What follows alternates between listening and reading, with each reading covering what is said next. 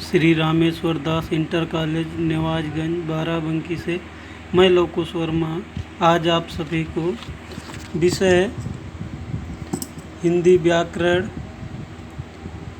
कक्षा 6, 7, 8, 9 के पाठ्यक्रम के अंतर्गत संधि का अर्थ, संधि की परिभाषा के बारे में अध्ययन कराएंगे। इस वीडियो के माध्यम से ध्यान दें। संधि का अर्थ होता है मेल या जोड़। मेल या जोड़ भाषा में इसको जो है वर्डों के मेल को संधि कहते हैं। वर्डों के मेल को संधि कहते हैं। इसकी परिभाषा देख लेते हैं। संधि की परिभाषा: जब दो शब्द अत्यधिक समीप आते हैं तो प्रथम शब्द का अंतिम वर्ण और दूसरे शब्द का प्रथम वर्ण मिलकर नया वर्ण बनाते हैं। इस प्रक्रिया को संधि करना कहते हैं। दोनों शब्दों के शेष वर्ण यथावत रहते हैं। इस परिभाषा को उदाहरण के माध्यम से समझेंगे। यहाँ पर दो शब्द लिखे हुए हैं, दूर धन आगत। ये पहला शब्द हो गया और ये आगत ये दूसरा शब्द हो गया। ध्यान देंगे, जब दो शब्द अत्यधिक समीप आते हैं तो दो शब्द यहाँ पर दोनों शब्द समीप हैं।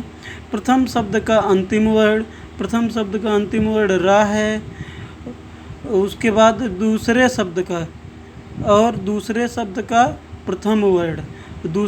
का प्रथम वर्ण आ है, मिलकर नया वर्ण बनाते हैं। ध्यान देंगे किस प्रकार से मिलकर के नया वर्ण बनेगा। रा को जब हम उच्चारित करते हैं रा तो आ ध्वनि आती है, तो आ वर्ण यहाँ पर हो जाएगा। इसको और ध्यान से इसको जो है समझ लेते हैं। ध्यान रखें, प्रत्येक व्यंजन वर्ण जिसमें आ, ई, उ, री की मात्रा न लगी हो और न ही हलंत तथा विसर्ग लगा हो तो उस व्यंजन वर्ण में आ मिला हुआ होता है।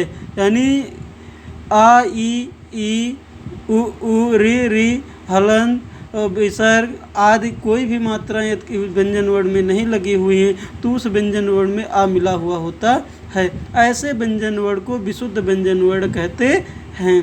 ध्यान देंगे, का में हलंत लगा हुआ है, इसका मतलब इसमें आ नहीं है। का प्लस आ बराबर का, चा प्लस आ बराबर चा।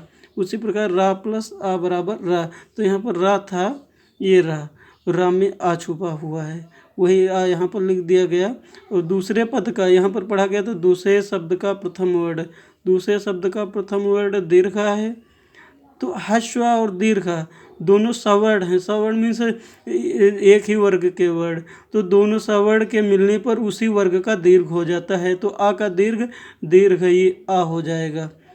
तो यहाँ पर ध्यान देंगे, यदि रा में आ जुड़ने पर, अभी पढ़ा रा हो गया, तो फिर रा में दीर्घ आ जुड़ने पर रा हो जाएगा। इसी प्रकार रा में ई जुड़ने पर री हो जाएगा। तो ठीक उसी प्रकार से यहाँ पर रा में आ जुड़ने पर दीर्घ रा हो जाएगा। तो यह बाकी जो है दोनों शब्दों के शेष